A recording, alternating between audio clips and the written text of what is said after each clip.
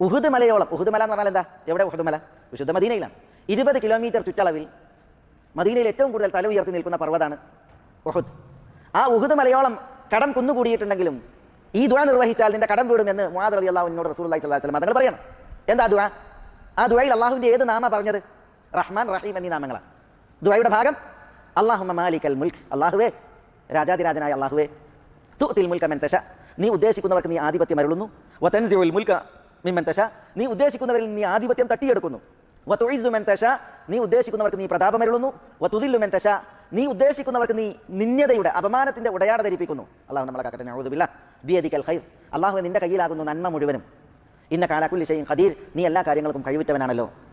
റഹ്മാനുദ് ദുനിയാ വൽ ആഖിറ വറഹീമുഹുമാ, ഇഹലോകത്തിന്റെയും പരലോകത്തിന്റെയും റഹ്മാനായവനെ, റഹീമായവനെ.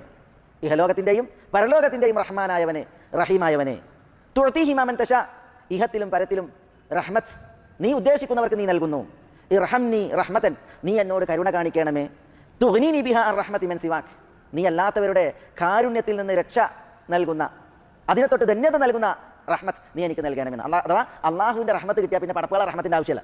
അവിധമുള്ള റഹ്മത്ത് നീ എന്നോട് കാണിക്കണമേ എന്നാണ് ഈ ദുആ തേടുന്നത്. ഈ ദുആ ഇരുന്നാൽ അള്ളാഹു കടം വീട്ടി തരും എന്നാണ് മുആദ് റളിയല്ലാഹു തആല അൻഹുവിനെ